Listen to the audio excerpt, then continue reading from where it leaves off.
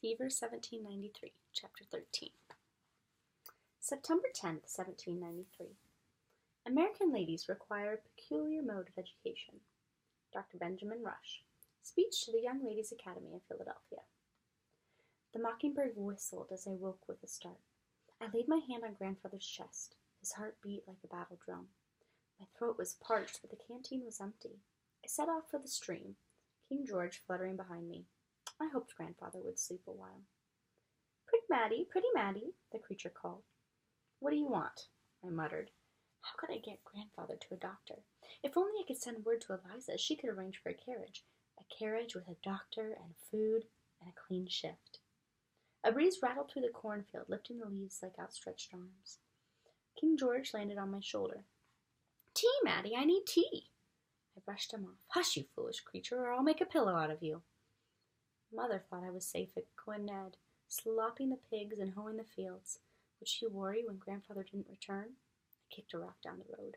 Why couldn't I have acted strong and calm like Eliza instead of blubbering like a baby? I disgusted Mother. She knew I was weak. I bet she wanted sons. Instead, she got a backward, lazy girl child.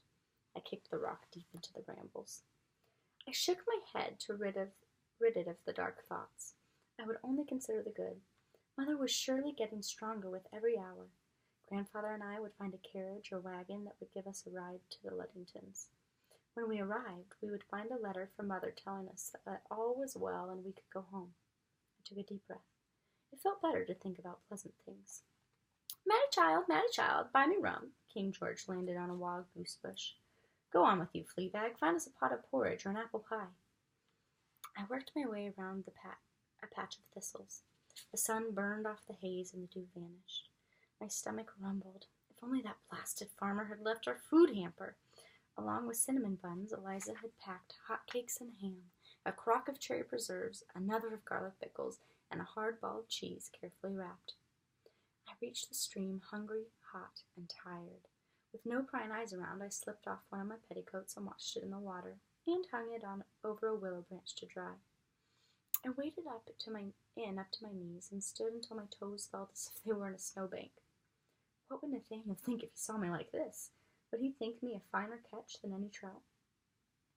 Then when the cold became unbearable, I climbed out of the water to pick berries.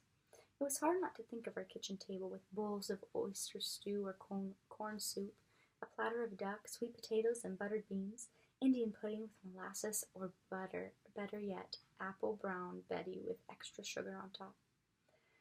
The sound of a fish leaping from the water interrupted my fantasies. I turned in time to see scales reflecting the sunlight as the fish slid downstream. Fish! But how to catch one with neither line nor hook? Where was Nathaniel Benson in his fishing pole when I needed him? My wet petticoat swayed in the breeze. It would have to do. I tried to rip open the seam with my teeth, but the tiny stitches that Mother had sewn would not yield. Another fish wiggled to the top of the water to gulp down a water bug. If I had sewn the skirt, it would have been easy to tear apart. Instead, I would have to use it whole. I pulled the drawstring at the waist tightly until I could barely poke my thumb through the opening. I would open the hem and pray that an unusually stupid fish would swim into the trap.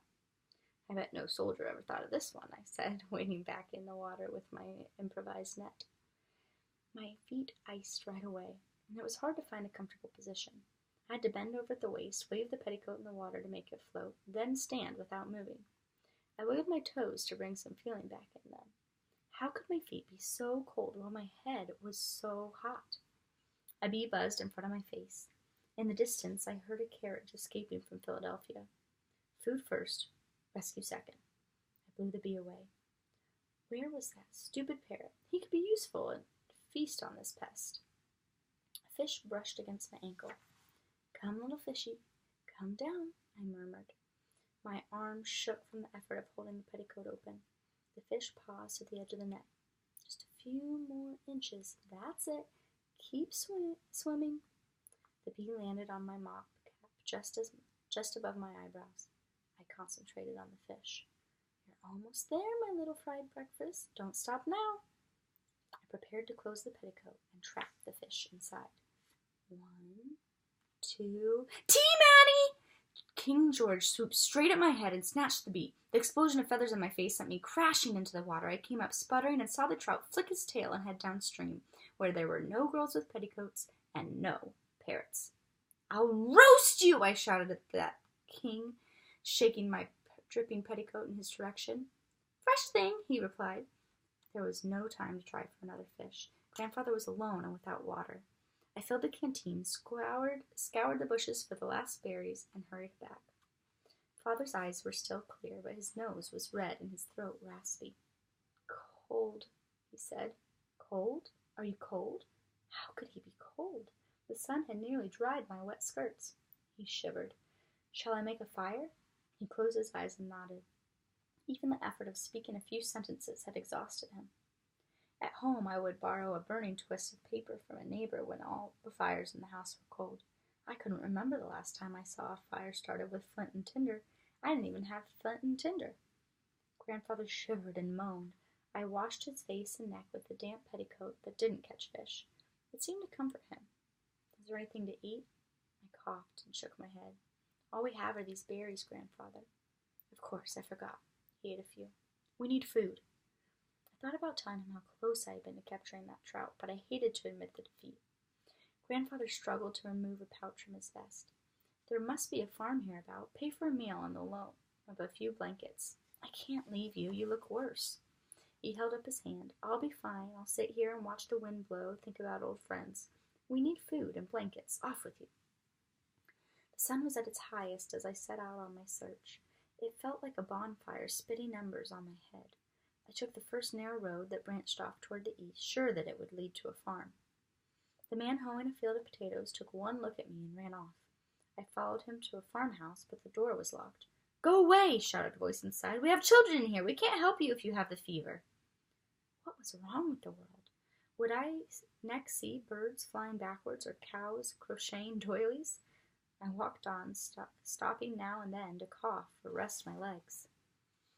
The heat rolled to the horizon like waves toward the shore. Except for a few raspberries, I had eaten nothing for 2 days. A flock of geese flew overhead. I could only think of how they would taste with roast potatoes. Grandfather would need more water soon. I needed to go back. I stumbled along, head down, fighting to keep my eyes from closing. My shoes squashed something brown and green and soft. I shuddered and hurried my pace. I could never abide rotted fruit. It drew flies. Fruit. Fruit? I spun around, wide awake and hungry. Above me hung gnarled branches heavy with green, speckled pears. I grabbed one and bit into it, ignoring the juice that ran down my fingers and chin. I gathered as many pears as I could carry and set off with new energy to find Grandfather. With food, we could hold out for days. I didn't notice when the pears grew heavy. By the time the chestnut tree was in sight, they felt like tiny anvils weighing me down. I breathed heavily and focused on moving 1 foot at a time. I turned around. Did I hear voices whispering? A swarm of gnats flew into my eyes. I stumbled and dropped a few pears. I looked up. The chestnut tree seemed farther away.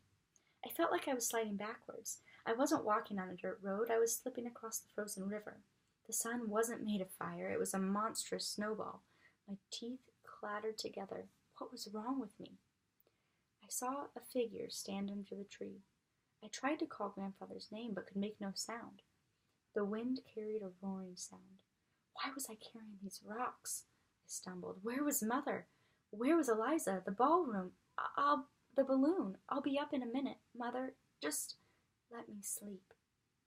Then, blackness. I'll have to come back for chapter 14.